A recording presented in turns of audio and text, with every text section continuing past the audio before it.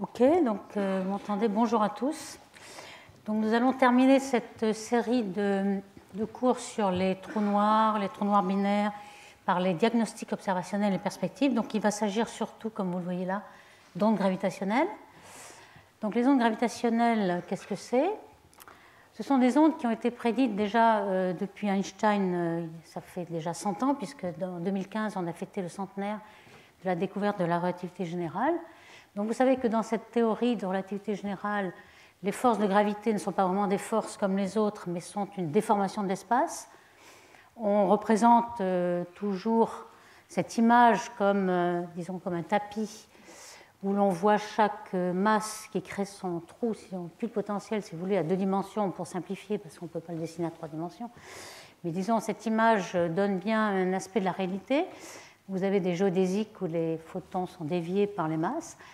Et donc, ceci, c'est une vue statique, mais évidemment, cette information, lorsque les masses vont bouger, cette information va se propager pour informer une masse qui est ici qu'il y a un mouvement de la masse. Donc, cette information qui se déplace avec la vitesse de la lumière, ce sont les ondes gravitationnelles. Donc, ce n'est pas une onde qui se propage dans l'espace, c'est plutôt une déformation de l'espace qui se propage et qui va amener...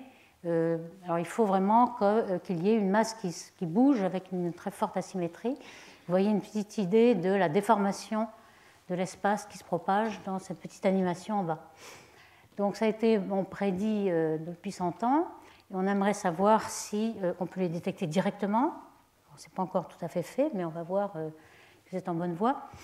Alors, comment sont ces ondes? Un petit peu par analogie avec les ondes électromagnétiques, vous avez 2 polarisations, un champ électrique horizontal, vertical, si vous voulez, si vous les mettez dans les polarisations linéaires, ou bien alors qui tournent d'un côté ou de l'autre en polarisation circulaire.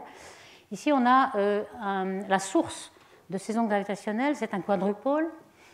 Donc, on a des polarisations qui sont un petit peu différentes, non pas à 90 degrés, mais à 45 degrés. Vous avez cette forme-là, c'est-à-dire d'une déformation qui vous est montrée dans cette animation d'un petit cercle de masse test qui serait évidemment très exagéré, étiré dans un sens et comprimé dans l'autre. Vous avez cette déformation dans les deux sens. Ici, vous avez la propagation de l'onde qui est perpendiculaire au tableau. Donc ces plans sont perpendiculaires à la direction de propagation. Évidemment, cette onde X+, sont les mêmes ondes, mais inclinées à 45. Vous pouvez décomposer les ondes dans ces deux-là. Alors, ici, on a fait l'analogie, la direction de propagation d'un champ électromagnétique. Vous avez les ondes horizontales et verticales. Et ici, en général, on symbolise cette déformation, étirement et compression de quadrupôle par ce petit schéma. Vous voyez, c'est un petit peu la même chose que tout à l'heure, l'ellipse qui était étendue et compressée dans l'autre sens. Donc vous avez un petit peu ce symbole pour symboliser le quadrupôle. En fait, ça peut être aussi un quadrupôle comme ceci. Pour donner une petite image, pourquoi fait-on ce petit symbole? Donc une polarisation plus, perpendiculaire et parallèle, et puis à 45 degrés. Ce quadrupôle vient du fait que vous n'avez aucun dipôle, vous n'avez pas de masse négative. Alors ici, vous avez des petites animations qui vous montrent comment se propage cette onde de polarisation plus. Vous voyez que dans cette direction, on voit à chaque plan la déformation de l'espace étiré et comprimé, et puis étiré et comprimé, qui se propage comme une petite chenille, si vous voulez.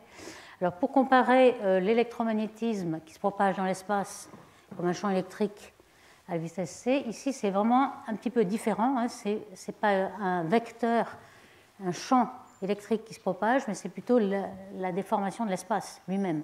Il n'y a pas besoin de champ qui se propage. Alors les fréquences sont très différentes.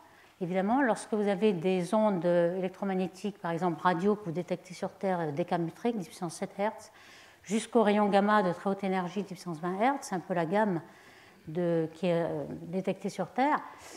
Pour les ondes gravitationnelles, ce sera la fréquence à laquelle varient ces masses. Par exemple, si vous avez deux masses binaires d'objets compacts comme trous noirs ou étoiles à neutrons qui tournent, ce sera 2 fois la fréquence de rotation, par exemple. Donc ce seront des fréquences beaucoup plus basses qui vont jusqu'au nanohertz.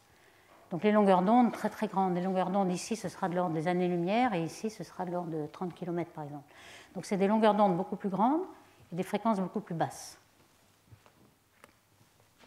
Alors ces ondes qui ont été prédites, on les a découvertes indirectement, pas encore directement, mais indirectement. Indirectement, c'était la découverte de Hulse et Taylor qui ont mesuré le pulsar binaire, un pulsar binaire, dans les années 75, et qui, pour cette découverte qui finalement confirmait la prédiction des ondes gravitationnelles, ils ont eu le prix Nobel en 1993. Donc vous voyez que c'est un pulsar qu'ils ont observé sur le télescope d'Arecibo. C'est un télescope radio dont le diamètre fait 300 mètres, qui est une cavité naturelle de l'île de Porto Rico.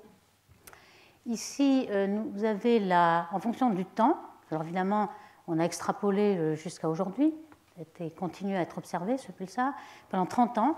Et vous voyez là la perte de période. Alors, ce qui se passe, c'est que vous avez un pulsar binaire. Une des étoiles est une étoile à neutrons qui tourne et nous envoie des pulses, avec une période de 59 millisecondes. Et puis, on sait qu'il est en binaire avec une étoile qui est invisible. Et comme on connaît la masse, vu qu'on a les périodes, une étude très précise de la période, on connaît la masse, c'est aussi 1,4 masse solaire, donc quelque chose qui est invisible, compact, et de cette masse-là, ça ne peut être qu'une étoile à neutrons. Donc on pense que c'est aussi une étoile à neutrons, peut-être un pulsar, mais à ce moment-là, le pulse n'est pas dans notre direction, donc on ne le voit pas. Donc 2 étoiles à neutrons qui tournent, et ce qu'on voit évidemment, c'est une modulation de cette période. En plus, le temps que met la lumière lorsque le pulsar est un petit peu plus derrière, est un peu en recul. Donc on le voit sur la modulation de ce pulse avec une très grande précision, puisqu'on peut le mesurer à la microseconde près. Alors la distance entre les deux, c'est de l'ordre de la taille du Soleil, en gros 4 secondes de lumière. Donc il faut mesurer ceci de façon très rapide et très précise, et ça a été fait. Donc vous voyez qu'en 30 ans, elle a perdu 40 secondes de sa période, c'est-à-dire qu'elle se rapproche, elle tourne plus vite et la période rétrécit. Actuellement, elle est 8 heures, enfin environ 7 heures, 3 quarts ou 8 heures. Donc ça va encore durer très longtemps, puisqu'elle a perdu en 30 ans que 40 secondes sur 8 heures. Donc on a encore de la marge, on n'aura pas la fusion très rapide, mais ça a permis, vous voyez un petit peu la courbe prédite, c'est-à-dire qu'en émettant ces ondes gravitationnelles, la paire perd de l'énergie, et donc la période est plus courte, donc elle s'accélère, et donc vous voyez que c'est exactement ce qu'on attend par la relativité générale. Alors vous voyez un petit peu la précision à laquelle sont faites ces mesures. Vous avez un tableau, je ne vais pas le détailler, mais par exemple la période ici c'est en jours, donc 0,3 jours, c'est les fameux 8 heures que je donnais, mais vous voyez un peu les chiffres, c'est 13 chiffres significatifs. Donc vous avez on dit toujours que l'astronomie c'est toujours avec les mains, avec des ordres de grandeur, mais là c'est vraiment une astronomie de précision, 13 chiffres significatifs ici. L'excentricité de l'orbite est assez excentrique, il y a une certaine inclinaison, l'avance du périas, la dilatation du temps et tous les effets relativistes qui ont été vérifiés. Donc ça c'est un papier relativement récent, mais déjà à l'époque de Hulse et Taylor, il y avait une grande précision. Et la formule prédite par la relativité générale est ici. Donc tout à fait remarquable de précision. Alors justement, les pulsars, on pense que c'est, lorsqu'on aura un certain nombre, de mesurer le temps à laquelle nous arrivent les pulses des pulsars. Donc le temps d'arrivée, on appelle ça TOA, Time of Arrival of Pulsar. C'est une science qui va nous donner beaucoup de renseignements sur les ondes gravitationnelles à très basse fréquence, très grande longueur d'onde. On a plusieurs de ces pulsars. On a des pulsars binaires qui sont les plus intéressants. Il y en a à peu près 100 pulsars binaires. Alors binaire, un pulsar, mais avec en général une naine blanche, donc 2 objets compacts. Lorsqu'il y a 2 étoiles à neutrons, c'est plus rare, il y en a peut-être une dizaine actuellement. Et lorsque les deux émettent un rayonnement de pulsar vers nous, c'est assez rare. Il y en a 1 ou 2, mais pas plus. Mais déjà, un pulsar binaire avec un seul élément de la paire, un pulsar, est très précieux pour faire des calculs. Donc vous voyez un petit peu comment ça se passe. On a une étoile à neutrons qui va émettre un pulse. On ne sait pas a priori quelle est la période, mais on va essayer de replier. Évidemment, si la période est très courte, des millisecondes, un pulse à lui tout seul n'est pas suffisant, il faut le replier avec la bonne fréquence, donc tout ceci est un travail. Vous voyez que les pulses ici d'un pulsar donné sont parfois complexes. On a parfois double pulsar. Ça revient au fait que le pulse est peut-être un cône et il y a plusieurs éléments, une structure dans le pulse. Donc je ne détaille pas tout cela. Mais je vais quand même faire un point sur les diverses sortes de pulsars, parce que ça va nous être utile. Donc un pulsar, comme vous le savez, c'est une étoile à neutrons, donc très compacte. Une étoile à neutrons, c'est le résultat de l'explosion d'une supernovae, donc le résidu de la fin de vie d'une étoile massive, qui tourne autour d'un axe qui n'est pas exactement égal, qui a un certain angle avec l'axe magnétique de l'étoile, d'où le pulse là, qui est émis dans la direction du pôle nord magnétique. Donc, étant donné que c'est une étoile dans un état très condensé, alors qu'est-ce qui se passe en fait dans cette étoile à neutrons? Il s'agit d'une mer de neutrons, si vous voulez, où les protons se sont combinés aux électrons, il n'y a plus que des neutrons, et la force qui compense la gravité, qui ne forme pas un trou noir, si vous voulez, c'est le principe de Pauli, c'est-à-dire que les fermions ne peuvent pas occuper plusieurs états, donc ça fait une pression de Pauli qui compense la gravité. Et dans cet état-là, on sait qu'il y a dans un centimètre cube 10 puissance 15 grammes. Ça, c'était effarant à s'imaginer, mais ça fait quand même 1 milliard de tonnes par centimètre cube. Donc c'est vraiment un état très très concentré de la matière. La taille pour une masse ou deux solaire fait 10 km environ. Et ces astres assez fascinants tournent très très vite parce qu'il y a une conservation de mouvement angulaire, donc la rotation s'est accélérée, et un champ magnétique de même qui est énorme, 10 puissance 12 Gauss. Alors il y a quand même un certain nombre de pulsars normaux. Alors quand on dit normaux, ce sont les premiers qui sont isolés après l'explosion de la supernovae. Par exemple, le pulsar du crabe, les Chinois l'avaient observé en l'an 1000, donc c'est quelque chose qui est assez récent, un pulsar jeune, qui a une période de 0,03 secondes. En général, la seconde ou bien 0,1 seconde sont des pulsars jeunes qui ensuite, une fois qu'ils rayonnent par leur pulse, etc., ils perdent de l'énergie, ils vont se ralentir. Mais ce qu'on s'est aperçu, c'est qu'il y avait beaucoup de pulsars beaucoup plus rapides, milliards secondes, donc ils tournent 1000 fois à la seconde autour d'eux. Et ceux-ci sont plutôt des vieux pulsars, des vieilles étoiles à neutrons qui ont été réactivés par la binaire, c'est-à-dire que ce sont des pulsars binaires qui avalent un peu de matière de l'enveloppe de leur compagnon. Et cette chute de masse va leur apporter énergie et moment cinétique. Et donc, ça va les réaccélérer. Donc, ils vont avoir une période beaucoup plus courte, 2 milliards de secondes. Alors, ce sont ces binaires-là qui sont très, très intéressantes pour faire justement le calcul des périodes et des perturbations. Alors, la durée de vie, normalement, d'un quasar normal, de ceux qui sont connus, très nombreux, elle est environ de 100 millions d'années, c'est-à-dire qu'ils perdent l'énergie et puis ils n'auront plus assez d'énergie pour émettre. Mais dans une binaire, le champ magnétique est beaucoup plus faible. Ils ont perdu de leur champ magnétique dans le pulse ici. Et à ce moment-là, ils perdent beaucoup moins d'énergie par rayonnement et leur durée de vie peut être plusieurs milliards d'années. Alors voici un petit peu le schéma où se trouvent tous ces pulsars. Dans un diagramme où vous avez la période ici. Donc 1 seconde, ce sont les pulsars normaux en général. 1 seconde ou 0,1 seconde, ils se retrouvent tous ici. Et ce que vous avez en ordonnée, c'est la dérivée de la période. C'est-à-dire à quelle vitesse ils s'accélèrent ou se ralentissent. C'est selon qu'ils sont binaires ou pas. Donc les pulsars binaires, ils perdent beaucoup d'énergie, donc ils sont un dérivé de la période très grande ici, avec 1 seconde.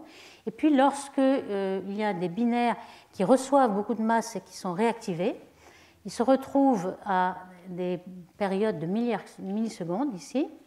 Et puis, par contre, ils perdent très peu d'énergie, donc ils sont dans un dp sur dt très bas. Alors, en rouge, vous avez le nombre de binaires qui sont observés, et puis d'isolés en bleu, et puis les doubles. Alors, il y a des binaires avec des naines blanches, comme vous le disiez, donc c'est assez nombreux. Ceux qui sont des doubles étoiles à neutrons sont les vertes, donc une dizaine, comme on disait, assez rares. Donc, ce sont ceux qui sont dans cette catégorie de millisecondes qui sont les plus utiles pour faire cette astrophysique de très, très grande précision. Alors, un programme a été démarré avec ce télescope aux États-Unis qui s'appelle Green Bank Telescope, qui fait 100 mètres et qui essaie de découvrir de plus en plus pulsars millisecondes. Donc vous voyez un petit peu les vitesses radiales que vous arrivez à avoir avec cette précision en regardant le temps d'arrivée de ces pulses qui sont modulés par les orbites. Vous arrivez à mesurer des vitesses à la millimètre par seconde. C'est bien mieux encore que ce que vous faites pour les exoplanètes. Les exoplanètes, c'est déjà un exploit.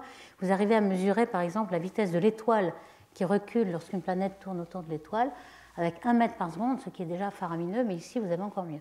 Donc, c'est vraiment les mesures en astrophysique qui sont les plus précises.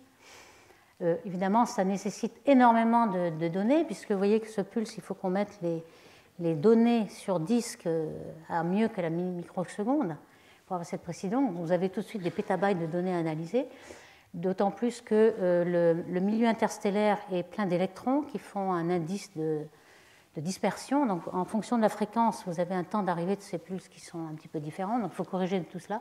Donc, c'est énormément un défi pour calculer tous ces pulsars, mais le résultat est vraiment énorme.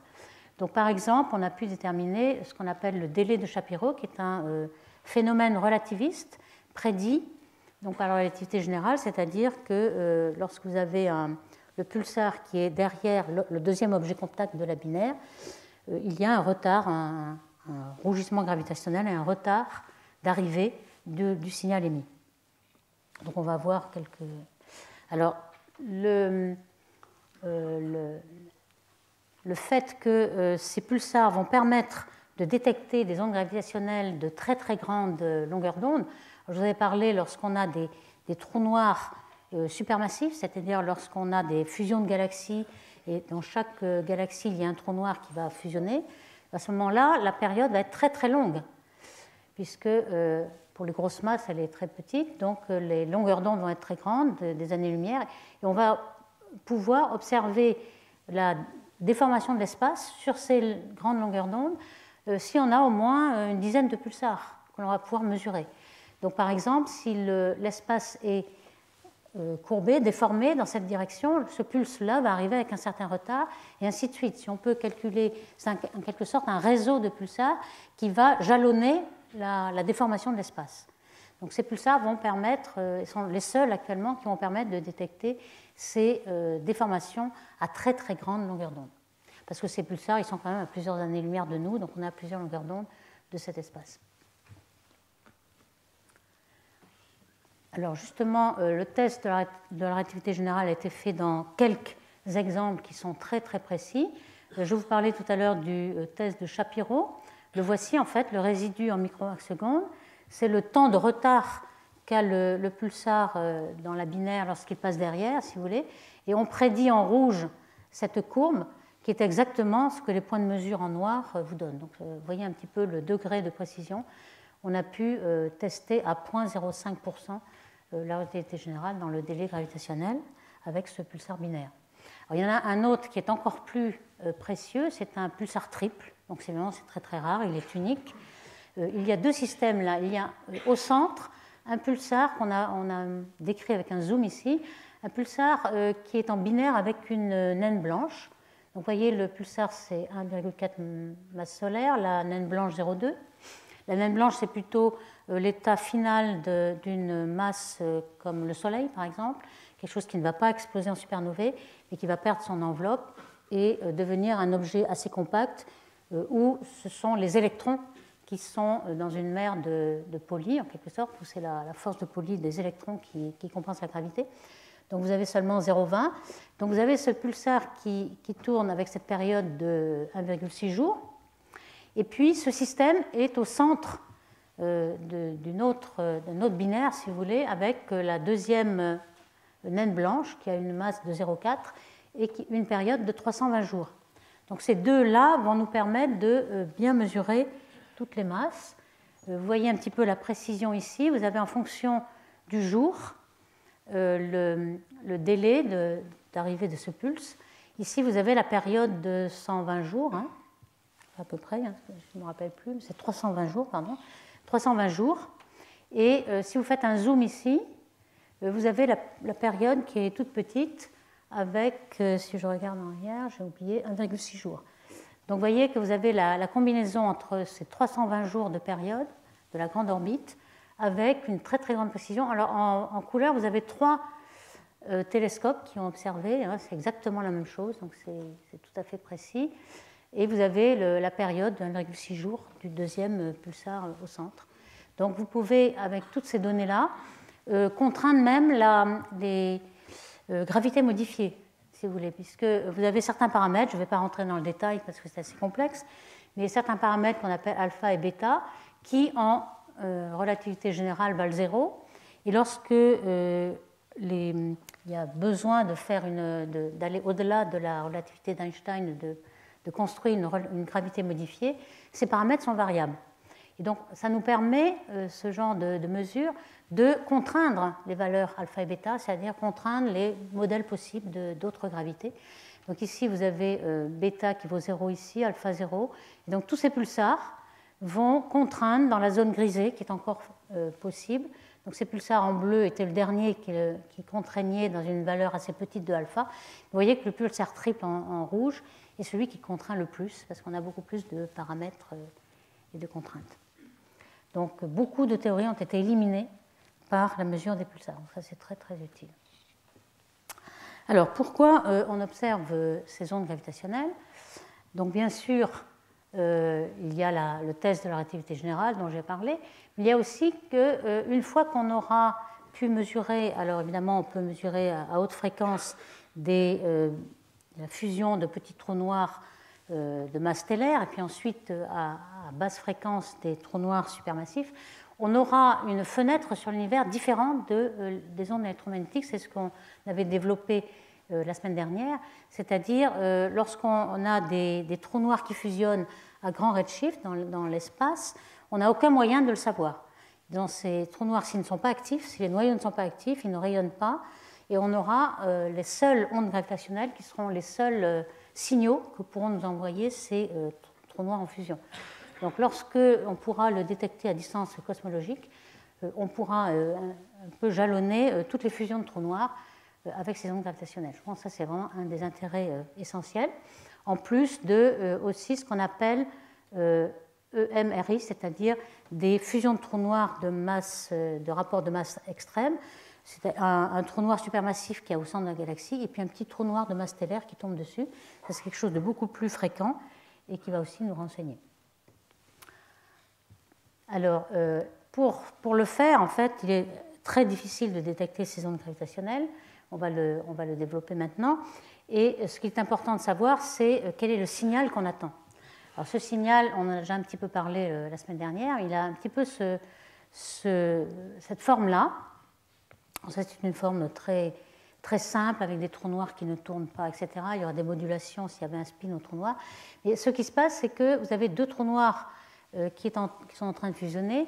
Au départ, ils tournent avec une vitesse assez lente, et peu à peu, lorsqu'ils se rapprochent par rayonnement d'ondes gravitationnelles, ils vont tourner de plus en plus vite. Donc vous voyez que la fréquence ici est de plus en plus grande. Si vous avez un son, si vous mettez l'équivalent du son, on appelle ceci un chirp, c'est-à-dire que ça fait comme un petit oiseau. Et c'est ce nom anglais de chirp qu'on peut traduire par gazouillis, si vous voulez, qui est le signal type d'une fusion et de ce qu'on attend par la fusion de deux trous noirs ou deux étoiles à neutrons. Donc c'est un petit peu ça qu'on aimerait calculer avec précision pour retrouver, parmi beaucoup de bruit, le signal qu'on attend. Donc on va essayer de trouver ce signal. Alors la fréquence de ce signal, si oméga est la fréquence de la binaire, c'est 2 fois la binaire, puisque à mi-parcours, elle représente la même distribution, si vous voulez, de masse. Donc on a toujours 2 fois oméga, si oméga est la vitesse angulaire de la binaire. Alors pour ces calculs, il faut calculer le moment quadrupolaire, qui est la source de l'onde gravitationnelle. Et pour ceci, il faut développer l'ordre 2, disons le moment d'ordre 2 de la masse. Alors évidemment, si vous sommez somme de ρ sur le volume d3x, vous avez à l'ordre 0 la masse totale de l'objet. Et puis, lorsque vous prenez r au carré, c'est-à-dire x, ça fait des distances dans toutes les dimensions, au carré, vous aurez quelque chose comme le moment d'inertie, qu'on calcule en mécanique classique mr2, vous aurez quelque chose qui est le moment quadrupolaire de l'ensemble. Et on va faire des hypothèses pour simplifier, que par exemple, ce moment quadrupolaire va varier de façon sinusoïdale, avec la fréquence oméga. On a vu que pour une binaire, c'était le cas. Pour un pulsar, même si vous avez quelque chose d'isolé qui est assez déformé, qui n'est pas complètement symétrique, et que vous avez un pulsar qui tourne, ce sera la fréquence oméga du pulsar, hein, bien sûr. Et puis, on va faire l'hypothèse que la source est petite par rapport à la longueur d'onde. Ça, c'est toujours vrai. On a vu que les longueurs d'onde, c'était entre une année-lumière et des milliers de kilomètres. Donc ça, c'est certainement vérifié. Et puis des vitesses non relativistes. Alors ça va être une approximation, surtout à la fin. Alors on peut montrer que, un petit peu comme les ondes électromagnétiques étaient l'accélération du dipôle, ici on a la dérivée seconde de ce quadrupôle ici qui arrive. Donc vous voyez que si vous faites l'approximation sinusoïdale, vous allez avoir oméga 2, la fréquence qui va arriver ici. Donc plus ça tourne vite et plus le H, c'est la déformation, l'amplitude de la déformation, delta L sur L, si vous voulez. Alors cet H ici, il est dans un système d'unités où G égale C égale 1. Et si on rétablit ces unités, le delta L sur L donc, sera égal à G sur C4 de cette HJK, si vous voulez. Donc ce qu'on voit surtout, c'est que, cette déformation delta L sur L, elle varie comme 1 sur R avec la distance, et puis aussi comme la fréquence au carré. Alors si on regarde l'amplitude de ces ondes, pour simplifier, on a mis la dérivée qui serait égale à mv2, v étant la vitesse de la partie non symétrique, hein, le quadrupôle, le composant de la vitesse. Donc vous pouvez mettre une petite approximation des ordres de grandeur à cette quantité-là, vous pouvez le calculer. Donc si on prend deux étoiles à neutrons de masse 1,4 masse solaire, une période qui devient égale à la seconde à la dernière près de leur instant de fusion, et à une distance de 10 mégaparsecs de vous, à ce moment-là, ça vous donne 10-22. Vous vous apercevez tout de suite que c'est extrêmement petit. Extrêmement petit. Alors on pourrait dire, bon, est-ce qu'on peut essayer de détecter ces ondes en laboratoire? On a pris un exemple ici, 2 masses de 1 tonne, qu'on va faire tourner très rapidement, à 10 Hz, c'est-à-dire 10 tours par seconde, et distante de 10 mètres. Et on va essayer de se placer à une longueur d'onde. Alors, longueur d'onde pour 10 Hz, ça fait quand même 15 millions de mètres, ou 15 000 kilomètres, si vous voulez. Et bien à ce moment-là, ça vous donne 10-43. Donc là, c'est complètement impossible. Donc vous voyez bien qu'il n'y a que les astres, enfin, qu'il n'y a que l'astronomie qui va pouvoir vous permettre de détecter des ondes gravitationnelles. C'est extrêmement petit, même pour des objets très très compacts qui tournent extrêmement vite. OK. Alors en plus, on va essayer d'avoir cette forme du train d'onde, la forme prédite de la fusion, par exemple, à travers ces 3 phases de la fusion d'une binaire, qu'on avait déjà décrite un petit peu la dernière fois avec ce petit dessin de Kip Thorne ici. Dans la première phase, qui est la plus longue, les deux objets compacts, par exemple 2 trous noirs qui ont un certain spin ici, vont progressivement spiraler l'un autour de l'autre en perdant un petit peu d'énergie par ces ondes gravitationnelles. C'est la phase vraiment qui est très très longue. Et puis progressivement, on va avoir une fusion complète. Là, on ne peut absolument rien calculer. Ici, on peut quand même essayer de faire des approximations et d'appliquer le développement post-newtonien. On va voir que ça marche très bien. Et puis ici, on ne peut absolument pas résoudre l'équation et on fera appel aux ordinateurs, donc ce qu'on appelle relativité numérique. On peut calculer des ordinateurs jusqu'au bout d'ailleurs, mais ici on peut déjà le faire avec des approximations. Et puis lorsque les deux trous noirs ou objets compacts ont fusionné, on a une petite relaxation qu'on appelle ring down, si vous voulez, où on va devenir un gros trou noir à peu près symétrique, mais en attendant, on a quand même quelque chose qui est à peu près quadrupolaire et qui va émettre certaines ondes tout de même, et qu'on peut peut-être calculer en faisant des perturbations autour du trou noir. Donc, j'ai rappelé un petit peu l'ordre de grandeur. 2 trous noirs de 5 masses solaires va vous donner une fréquence de 2000 Hz à la fin, avec cette fréquence qui est le double de la rotation. Alors, ces équations d'approximation post-newtonienne, je ne vais pas du tout vous montrer toutes les équations, parce que ce sont des équations qui font 10 pages facilement, hein, des équations analytiques assez complexes. Mais le but étant de savoir à quelle vitesse la phase phi va tourner, de savoir quelle va être la la fréquence des ondes émises en fonction de la géométrie du problème et du rapport de masse. Le rapport de masse, on va réduire le problème comme d'habitude en mécanique, c'est-à-dire un centre de gravité et une masse réduite. Et la masse de la particule réduite, c'est 1 sur mu égale 1 sur m1 plus 1 sur m2, c'est-à-dire le mu, lorsqu'on a une masse qui est très petite, mu est égal pratiquement à la masse la plus petite. Et puis, justement, dans ces cas où on a un rapport de masse très grand, par exemple 1 million ou 1 milliard de masses solaires au centre de la galaxie et puis un petit trou noir de masse stellaire, on sera dans ce cas-là un rapport de masse très extrême, donc certaines approximations possibles. Mais il va falloir quand même calculer pour le trou noir sa self-force, enfin c'est la déformation qu'il produit lui-même sur l'espace. Donc si on regarde bien, on a des développements comme ceci, donc en 1 sur C2 ici, qui est par convention appelé l'ordre 1, l'ordre 1.5 pour C3, etc., l'ordre 6. Et en général, quand on arrive vers l'ordre 7, les gens ne sont pas allés tellement plus loin, l'ordre 7, on arrive à peu près à quelque chose qui représente bien la réalité. Alors, voici un exemple de 2 trous noirs sans rotation, donc de Schwarzschild, de masse égale, pour simplifier, et vous voyez qu'en rouge, au pointillé, vous avez l'approximation post-newtonienne, et en bleu, la relativité numérique sur ordinateur. Vous allez me dire laquelle est la meilleure, on ne sait pas, peut-être que dans les calculs, ils sont quand même aussi approchés sur ordinateur. On va voir qu'on en a fait avec plusieurs codes et ça donne la même chose. Vous voyez que c'est à peu près bon jusqu'à la dernière orbite stable ici. Et puis, vous avez le rapprochement, c'est-à-dire l'augmentation de la fréquence et de l'amplitude aussi.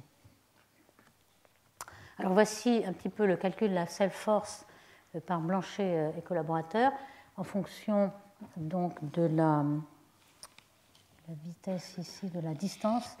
Alors ici, on voit en rouge l'approximation newtonienne, carrément, et puis tous les ordres, ici jusqu'à 7, où le calcul exact est atteint par cette approximation. Donc on voit que ça marche relativement bien.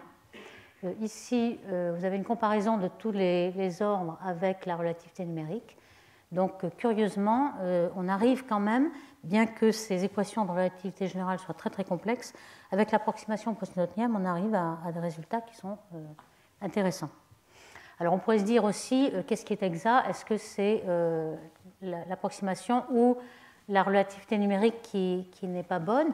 En fait, plusieurs codes de relativité numérique, 1, 2, 3, 4, je ne rentre pas dans les détails, mais on les a comparés et ils donnent tous à peu près la même chose, ce qui donne un peu plus confiance dans les résultats que sortent les ordinateurs. Donc on pense que ceci est vraiment la référence. Alors pour l'événement de fusion avec un rapport extrême de masse, vous voyez un petit peu le schéma que l'on peut faire, un trou noir énorme qui est au centre de la galaxie, et puis un petit trou noir de masse stellaire, peut-être 5 masses solaires, et on voit que ceci a été calculé, et on a une forme d'onde qui est particulière. Ici, voici une petite animation qui montre ce que fait le petit trou noir autour du gros, qui est aussi au centre de masse. On voit que parfois, il tourne assez rapidement avec un tout petit angle d'approche, et puis parfois avec une orbite assez excentrique.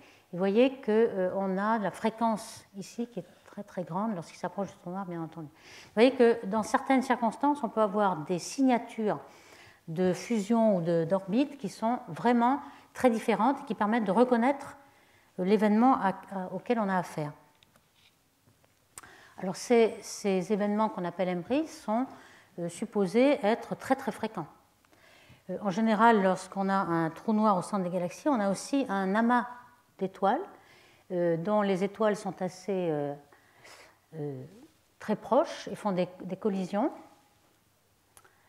Et ces collisions entre étoiles vont amener des petits objets compacts vers le trou noir central et on aura une grande probabilité d'avoir un petit trou noir qui est avalé par le gros.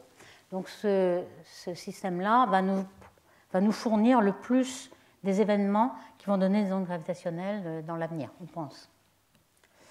Et puis, il se pourrait aussi qu'on puisse détecter des événements uniques, comme l'explosion d'une supernovae. Cette explosion va se faire de façon non symétrique, certainement, Par exemple, le crabe ici, vous voyez qu'il n'a rien de symétrique, ce n'est pas une sphère qui se développe ni quoi que ce soit. On pense qu'il y a une réflexion sur les couches internes de l'étoile, des ondes fluides et des quadrupôles certainement. Donc on pense qu'il y aura des ondes qui auront une certaine caractéristique, voici un exemple, et que l'interféromètre LIGO, que je vais présenter et développer, et surtout l'état avancé, va nous permettre de détecter ce genre de supernovae. Vous allez me dire, ces explosions sont assez rares. Oui, c'est vrai, dans une galaxie, à peu près une tous les 30 ans, mais on va avoir un volume dans lequel on va pouvoir détecter ces événements assez grand, de manière à avoir des milliers ou des millions de galaxies, donc on pourra avoir des éléments de ce type. Et puis, on peut aussi pouvoir penser à détecter un fond stochastique d'ondes gravitationnelles, parce que toutes ces ondes vont se cumuler, et comme on n'a pas une directivité très importante, on ne pourra pas savoir exactement avec précision la direction dans laquelle arrivent les ondes gravitationnelles, toutes ces ondes vont se cumuler, on va être un petit peu confus, il y avoir une confusion d'ondes. Ici, on a calculé ici l'intensité en énergie de toutes les ondes gravitationnelles émises par les sources possibles. Donc, vous avez ici en bleu les supernovae, comme le crabe, qui vont exploser. Vous avez les étoiles au début de l'univers qui sont très très massives, qui font une supernovae, si vous voulez, en rouge. Vous avez les binaires qui, quand même, dans le bilan énergétique, est quand même bien plus grand. Les binaires de naines blanches, de étoiles à neutrons, et puis peut-être de très très massifs trous noirs qui seraient au début de l'univers. Alors si c'est très massif, la fréquence est très basse. Mais ce qui est intéressant de voir, c'est l'intensité ici que l'on prédit. Alors on prédit ça en oméga, c'est une densité d'énergie. Vous avez l'habitude de voir cet oméga pour la matière. On normalise la densité de matière ou la densité d'énergie en fonction de la densité critique de l'univers. Et on sait que la matière plus la matière noire plus l'énergie noire nous fait oméga égale 1. Donc comparé à cette énergie-là, vous avez l'énergie des ondes gravitationnelles, et ceci est à peu près 10-15 ou 10-11, etc. Donc ça vous donne un petit peu une idée de l'ordre de grandeur de cette énergie. Alors ici, en fonction de la fréquence de ces ondes, vous voyez un petit peu les fréquences dans lesquelles on pourra détecter ces signaux. Alors, on va parler maintenant de tous les détecteurs possibles d'ondes gravitationnelles qui sont au sol. Alors, au sol, on a des tailles petites, des longueurs d'onde petites qui font du kilomètre. Donc, on aura des fréquences assez hautes. On sera dans cette gamme de ce diagramme. Si on va dans l'espace, on pourra avoir des longueurs d'onde qui feront des millions de kilomètres, donc un peu plus. Et puis, ceux dont on vient de parler, les pulsars. Alors, avec l'instrument SKA, qui sera un réseau d'antennes qui fera 1 km², on pourra détecter un grand nombre de pulsars et avoir des réseaux de pulsars qui vont pouvoir nous détecter ces ondes-là, des ondes gravitationnelles de très basse énergie qui correspondent à la fusion de trous noirs supermassifs. Et on sait aussi que, on l'a vu la semaine dernière, on s'attend à ce que la fusion de trous noirs supermassifs soit le plus fréquente à un redshift très grand dans l'univers, c'est-à-dire au début de l'univers, z égale 10. Donc on a un intérêt à pouvoir être sensible à des événements assez lointains. Alors maintenant, on va passer à les instruments qui vont nous permettre de détecter. Je ferai un petit peu une histoire. On a commencé à peu près il y a 50 ans cette recherche d'ondes gravitationnelles. Et au début, le pionnier dans ces ondes-là, c'était Joe Weber, un Américain, que l'on voit sur cette image, qui avait construit une expérience avec une barre résonante. Alors, vous voyez, c'est une barre, un cylindre en métal qui résonne à une certaine fréquence, et cette barre résonante qui pourrait détecter des oscillations de l'espace à cette fréquence-là. Alors évidemment, il ne faut pas que ces barres soient sensibles au tremblement sismique, par exemple. Donc ces barres est un peu suspendues, protégées par ce rayonnement. Et il pensait en avoir détecté dans les années 75. En fait, personne n'a pu reproduire cela, donc c'est sans doute une fausse alerte, parce qu'il avait disposé 2 barres à quelques centaines de kilomètres et essayé de mesurer une corrélation entre les deux. Disons, si vous éloignez les 2 barres et qu'il y a une onde qui passe, vous vous affranchissez de tous les phénomènes locaux. Par exemple, je ne sais pas, un poids lourd, un métro qui passe, qui vous fera faire des vibrations. Donc la corrélation entre plusieurs barres va conforter la présence de... C'est ce qu'il avait dit, il avait une corrélation, en fait, c'était une fausse alerte. Mais dans les années 90, un grand nombre de ce détecteur-là en barre, ici vous en voyez un, on va le décrire, et puis des interféromètres qui sont plus sensibles que les barres maintenant ont été développés. J'en présente deux, LIGO et Virgo, on va les présenter maintenant. Alors déjà pour les barres, ça continue en fait. Pourquoi? Parce qu'on a appris à les faire un peu plus précises. Ici vous voyez le Nautilus qui est en Italie, ouvert. En fait il est normalement fermé parce qu'il est sous cryogénie. On le refroidit pour que le bruit thermique ne vienne pas perturber les vibrations. Mais on s'est aperçu que finalement ces barres, c'était Joe Weber qui avait initié ces barres, mais une boule, une sphère est encore bien mieux, puisque la barre est sensible surtout dans une direction, et avec une sphère, vous avez beaucoup plus d'angles possibles d'arrivée de ces ondes. Donc des sphères sont en train d'être construites, par exemple le Grail, c'est une sphère, et au Brésil, on a une sphère, avec de plus en plus sophistiqué. Donc, il est possible que ce genre de détecteur puisse aussi contribuer à la corrélation. Par exemple, si les interféromètres détectent quelque chose, on peut peut-être regarder si d'autres détecteurs ne puissent pas le détecter. Enfin, actuellement, ce qui est le plus sensible, ce sont les interféromètres. Donc, le principe est assez simple. Hein. Ce qu'on voit ici, c'est un interféromètre de Michelson qui avait déjà servi, comme vous le savez, pour prouver que la vitesse de la lumière est la même dans tous les repères. Hein, donc on a une branche d'interféromètre, deux branches orthogonales. Aujourd'hui, on a des lasers très puissants qui sont très cohérents pendant un très grand nombre de longueurs d'onde. Donc ce qu'avait fait Michelson, c'était de mettre une branche de cet interféromètre parallèle au mouvement de la Terre et une perpendiculaire. Il avait vérifié que finalement la vitesse de la lumière était la même dans les deux directions, donc indépendante du repère, qu'on ne pouvait pas additionner les vitesses lorsqu'on avait déjà la vitesse de la lumière. Donc ici, c'est un petit peu le même principe. Donc on envoie un laser et on va le faire réfléchir sur des miroirs. Et si une onde arrive et comprime cette direction et élonge celle-ci, vous allez avoir un défaut de frange. C'est-à-dire que si au départ vous avez une frange noire, parce que les deux sont exactement égales, les deux longueurs sont exactement égales. Lorsque passe une onde qui va étirer un côté et comprimer un autre, vous allez détecter ici une frange qui va défiler. Donc ça c'est vraiment très très précis. Voici un peu le principe. Hein. L'onde qui arrive va nous changer avec un petit delta L sur L, mais alors vraiment de 10-22, hein, c'est vraiment très exagéré. Mais voici le principe. Alors en pratique, ce qu'il faudrait faire, c'est amplifier un peu ce signal. Et ce qui est fait, c'est les miroirs d'abord, comme vous voyez sur ce petit schéma, sont suspendus pour essayer de les protéger des ondes sismiques. Et puis, il y a une cavité ici entre ces deux miroirs, de manière à allonger la branche. Dans le système de LIGO, par exemple, la branche fait 4 km, mais la longueur d'onde que vous voulez mesurer fait peut-être 4000 km. Donc on aimerait aller plus loin, donc ce qui se fait en créant une cavité. Donc ici, le laser va être réfléchi 1000 fois, et donc la lumière aura parcouru 4000 km. Donc c'est une façon d'allonger votre expérience. Et ici aussi, une cavité semblable.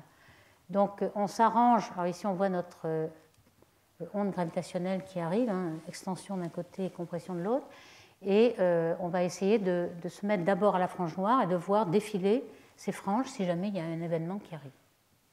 Alors vous voyez, hein, je reprends, on a un delta L qui est de 10-18 mètres, ce qui est énorme. Hein, la taille du proton, c'est 10-15, donc c'est vraiment quelque chose qui est beaucoup plus petit. La taille du proton, évidemment, c'est statistique, c'est le mouvement du miroir et qui est possible de détecter.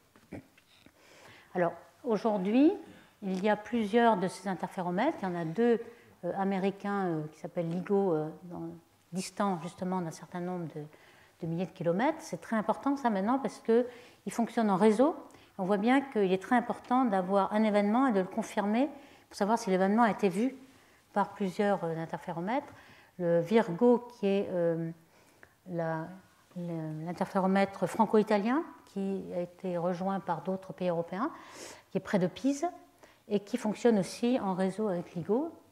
Et puis un autre en Allemagne, ici, et puis au Japon un peu plus petit. Alors, quelles sont les ondes gravitationnelles que vont détecter tous ces instruments? Alors, c'est ce qu'on avait dit, hein, c'est qu'au sol, on a des longueurs d'onde assez petites, même 4000 km, c'est petit. Donc, on va pouvoir détecter que les hautes fréquences, donc les petites masses, donc binaires de masse stellaire ou petits trous noirs de 5 masses stellaires. Si on veut des masses beaucoup plus grosses et des supermassifs, des trous noirs supermassifs, il va falloir aller dans l'espace. On va décrire bientôt justement l'ISA, etc. Et puis ici, c'est le domaine des pulsars. Alors il y a une autre source d'ondes gravitationnelles, comme vous le savez, ce sont les ondes gravitationnelles primordiales dues à l'inflation. Alors là, c'est encore plus basse fréquence et ça ne sera jamais détectable par ce genre d'instrument. Donc on peut le détecter avec la polarisation en B du corps noir, mais ça, c'est un petit peu à part. Alors, le résultat jusqu'à ces dernières années, alors je dirais jusqu'à 2015, parce que vous savez qu'à partir de septembre 2015, il y a eu une grande augmentation de sensibilité des interféromètres, surtout LIGO en 2015 et puis bientôt Virgo en 2016, et qu'on s'attend à des détections, alors que jusqu'à présent, on ne s'attendait pas vraiment à des détections, vu que ce qui était prédit est un petit peu inférieur à la sensibilité. Donc, il y a quand même des limites supérieures qui ont été mises, par exemple, sur des objets isolés, le pulsar du crabe. Si le pulsar avait été très, très inhomogène, le quadrupôle aurait été plus grand et on aurait eu, rien qu'avec la fréquence de pulsation du crabe, qui est de 0,03 secondes, hein, on aurait eu une certaine onde gravitationnelle qu'on aurait pu détecter. Donc, le résultat négatif a pu mettre une limite supérieure sur l'énergie que rayonne le crabe dans sa rotation, et c'est moins de 2% de son énergie en onde gravitationnelle. Donc, il est assez symétrique en quelque sorte. On a aussi des limites sur le nombre de binaires dans un volume assez restreint. Donc, c'est justement là que ça devient intéressant, c'est que jusqu'à 2015, vous pouvez détecter les binaires que dans un petit volume, vu la densité des appareils LIGO et Virgo. Et depuis quelques mois, donc, la sensibilité a été multipliée par 10. Alors, comme vous le savez que l'amplitude delta L sur L est en 1 sur R, si vous multipliez par 10, vous multipliez votre volume par 1000. D'où le volume ici. Donc, on va pouvoir détecter 1000 fois plus d'événements. Et on s'attend donc à peut-être 10 ou 100, si on est très optimiste, événements par an. Donc, il est possible, probable, que LIGO en ait détecté. Peut-être vous allez entendre dans les semaines ou les mois qui viennent des événements qui seront détectés après interprétation. Alors, voici les augmentations de sensibilité qui sont prévues. Vous voyez qu'en bleu, c'est justement 2015. Et puis, évidemment, des améliorations sont prévues jusqu'à un peu plus faible que 10-23. Donc, on va commencer à vraiment détecter un grand nombre d'événements, et non seulement détecter pour la première fois une onde gravitationnelle en direct, mais aussi ouvrir la fenêtre de ces ondes et pouvoir détecter des fusions de trous noirs et faire de l'astrophysique avec. Alors, vous voyez que LIRGO va aussi, mais un an plus tard, en 2016, obtenir des sensibilités comparables, peut-être légèrement inférieures, mais quand même très, très comparables. Donc, ce qui est très important maintenant, c'est ce que je disais, c'est mettre en commun tous les résultats. On a ces deux instruments ici, Virgo, ici en Allemagne. Certains LIGO sont aussi en Inde. Et puis aussi toutes les barres qui peuvent aider. Il y en a qui sont au Brésil, il y en a 5 ou 6 qui sont à différents endroits du globe et qui peuvent peut-être assurer que certains événements sont réels puisqu'ils sont détectés au même moment. Et puis aussi, on peut améliorer la directivité de la détection, de savoir d'où vient l'onde gravitationnelle si on a plusieurs endroits sur Terre qui la détectent avec certaines amplitudes. Alors, ce qu'il va y avoir dans le futur, après LIGO et Virgo, une étape, avant même de partir dans le spatial, est ce qu'on appelle ET, c'est-à-dire l'Einstein Telescope. Ce sera plutôt une 3e génération. Ça a été discuté en Europe par la prospective européenne. Et comme vous le voyez, c'est un instrument souterrain pour s'affranchir des séismes, avec 3 bras en triangle, un petit peu comme ce qu'on va décrire sur LISA. Et ce que vous voyez ici, c'est d'abord la longueur du bras sera 10 km, donc on sera plus sensible à des fréquences plus basses. Et chaque bras, alors ici c'est rouge, bleu et vert, il y aura une clôture de phase, c'est très, très intéressant. Et puis on voit qu'il y a une haute fréquence et une basse fréquence. En effet, les lasers qui ont un certain nombre de photons, si vous voyez, il y a un certain bruit de photons dans les lasers. Et à haute fréquence et à basse fréquence, on n'a pas les mêmes contraintes.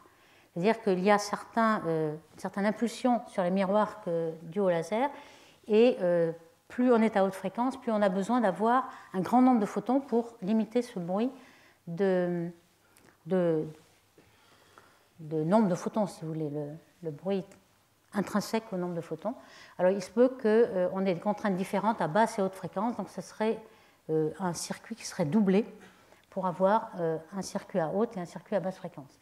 Alors voici un petit peu le vue d'ensemble. Hein, on ne sait pas exactement encore où ce sera situé, mais vous voyez un petit peu les stations internes avec les pays européens qui participent. Et puis, donc, l'étape ensuite, c'est le projet LISA, donc d'ondes gravitationnelles dans l'espace.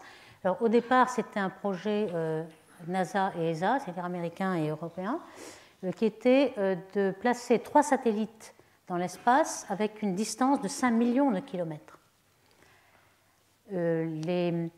Chaque satellite contient 2 masses tests et qui réfléchissent, alors il y a aussi des télescopes qui recueillent le laser, et qui réfléchissent, qui sont reliés aux 2 masses tests qui sont reliés aux 2 autres satellites, hein, de manière à faire un interféromètre du Michelson à nouveau. Donc les 2 masses tests seraient en or, on va voir un petit... Et l'ensemble serait situé au point de Lagrange, c'est-à-dire un point de stabilité, d'équilibre entre Soleil et Terre. Donc il y aurait autour du Soleil une trajectoire qui serait semblable à la Terre avec un petit délai. Donc ici, vous voyez un petit peu les 3 satellites qui suivraient la Terre avec un certain angle. Donc le problème, ça c'était le projet ancien. En 2011, la moitié des financeurs s'est retirée. Donc il y a un projet qui est un petit peu plus petit, qu'on va décrire. Alors déjà, avec ce projet LISA, vous voyez un petit peu la sensibilité qui était prévue en fonction de la fréquence. Donc cette fois-ci, on arrive jusqu'à des fréquences très basses et on peut suivre, alors évidemment, on l'a vu dans la forme de l'onde, on commence dans une fusion de trous noirs à avoir une fréquence très basse et puis ensuite on monte en fréquence. Donc ici, ce que vous voyez en carré, c'est 1 an avant la fusion. Tous les petits carrés sont ici. Ensuite, vous avez un triangle, un 10e d'année avant la fusion, et on passe ici sur les triangles. Et puis ensuite, à la fusion, on est ici. Donc, on a bien une augmentée de fréquence, hein, la fréquence étant ici, on a une augmentée de fréquence dans l'événement de fusion. Et toute cette phase de in-spiral et puis de merger, elle est vraiment du côté de la détection. Donc, tout ceci étant assez suffisamment sensible pour détecter tout l'événement de fusion de trous noirs supermassifs en fonction de la masse que vous voyez écrite ici. Alors là, c'est le projet un petit peu évolué qu'on écrit ici, qu'on appelle ELISA, EvolLISA, et qui est uniquement avec les Européens. Cette fois, on a 1 million de kilomètres de base. Enfin, c'est quand même pas mal. Hein. Et toujours le même principe de 3 satellites qui sont au point de Lagrange et qui tournent avec la Terre dans cette vision-là. Alors, ce qui a été lancé en décembre dernier, le 3 décembre 2015, c'était un Pathfinder, c'est-à-dire un satellite pour tester le concept, hein, qui ne va pas détecter d'ondes gravitationnelles, mais qui va tester le concept de est-ce qu'on sait contrôler les masses tests. Alors, les masses tests, qu'est-ce que c'est? C'est des masses qui doivent être sensibles à la déformation de l'espace, et donc on va les isoler de tout ce qui pourrait perturber leur mouvement, c'est-à-dire par exemple le vent solaire. Le Soleil envoie un plasma de particules chargées, des protons, électrons, ou bien alors de pression de radiation du Soleil, etc. Donc le satellite, dont vous avez un exemple ici, hein, la taille ça fait environ 2 mètres, ce satellite va protéger la masse qui va être un petit peu isolée, et par des interférences laser, on va pouvoir savoir si la masse se rapproche si vous voulez, du satellite ou non, et avec un petit moteur, éloigner le satellite, de manière à ce que la masse soit vraiment flotte dans l'espace et ne soit pas perturbée par toutes les perturbations solaires, par exemple. Donc c'est ça le principe. Et cet instrument, donc vous voyez un peu les masses test sont ici. Vous voyez un petit peu tous les interféromètres de laser qui essaient de contrôler la position de ces masses pour qu'elles flottent vraiment dans l'espace et pousser un peu le satellite pour qu'il le permette aux masses de flotter, être indépendantes et détecter vraiment ces déformations de l'espace. Donc c'est ça qui a été lancé et on essaie de voir si ça marche. Alors, lorsque ça marchera, voici ce qu'on va pouvoir détecter. Donc, on a déjà parlé de ces 4 sortes d'ondes qu'on va essayer de détecter. Donc, les explosions de supernovae, donc des événements courts et très intenses. Cette fois-ci, je ne l'ai pas dit, mais si le LIGO avancé pouvait aller jusqu'à 300 mégaparsecs, le ITI et le LISA va aller beaucoup plus loin. Donc on va pouvoir arriver peut-être à des distances cosmologiques, aller à avoir un certain nombre de supernovae qui ne sera pas négligeable, et donc il est possible qu'on va détecter ce genre de choses. Ou alors les binaires, comme on a dit, avec les 3 phases qu'on a décrites, ou alors les ondes continues de pulsars qui seraient assez déformées pour avoir une onde gravitationnelle, ou alors les ondes stochastiques, la confusion de toutes les ondes. Je ne parle pas des ondes primordiales qu'on ne pourra pas détecter par ceci. Donc, par exemple, l'explosion de supernovae, ça a été calculé. Même Advanced LIGO pourrait peut-être, vous voyez la sensibilité ici, pourrait en détecter un certain nombre. Donc, alors, ceci dépend évidemment de la simulation que l'on fait de la supernovae, c'est-à-dire quels sont les modes et les perturbations qu'il y a dans la supernovae. Si la supernovae s'explose comme une sphère, il n'y aura pas d'onde gravitationnelle. Donc, ici, tout est dans l'inhomogénéité de ces supernovae. Donc les calculs sont très importants. Alors on sait que certaines supernovae sont liées à ce qu'on appelle les sursauts gamma. Ces sursauts gamma, on en détecte un grand nombre, de durée courte ou de durée petite. On pense qu'une grande partie, peut-être 30% des sursauts gamma très courts, qui font 1 seconde, sont dus à des fusions d'étoiles à neutrons ou des trous noirs étoiles à neutrons. Or, ces sursauts gamma, il y en a un par jour qui est détecté. Donc on voit bien que le nombre d'événements pourrait être assez grand. Alors pour les sources binaires, on voit qu'on peut en avoir de masse égale, de masse très différentes ou de masse de fusion de trous noirs de supermassifs. Donc tout ceci, bon, on en a parlé, hein, en fonction de la fréquence, etc. Et pour l'instant, jusqu'à septembre 2015, on avait mis certaines limite supérieure avec le taux d'événements par an. Donc, restez à l'écoute, mais je pense que dans les temps qui vont venir, on aura peut-être une bonne nouvelle là-dessus. Pour les sources continues, on a pu déjà mettre des limites sur la forme de ces étoiles à neutrons qui tournent dans les pulsars. Et on va peut-être apprendre beaucoup, lorsqu'on aura détecté les événements, beaucoup de choses sur la physique de l'étoile à neutrons interne, donc la physique de la matière très condensée et comment elle se comporte. Donc ça, c'est l'espoir. Et le fond stochastique, on a déjà montré ce schéma en fonction de oméga, hein, le fond qui est dû à plusieurs sources, donc fusion de trous noirs, d'objets massifs ou bien d'ondes gravitationnelles primordiales, etc., etc.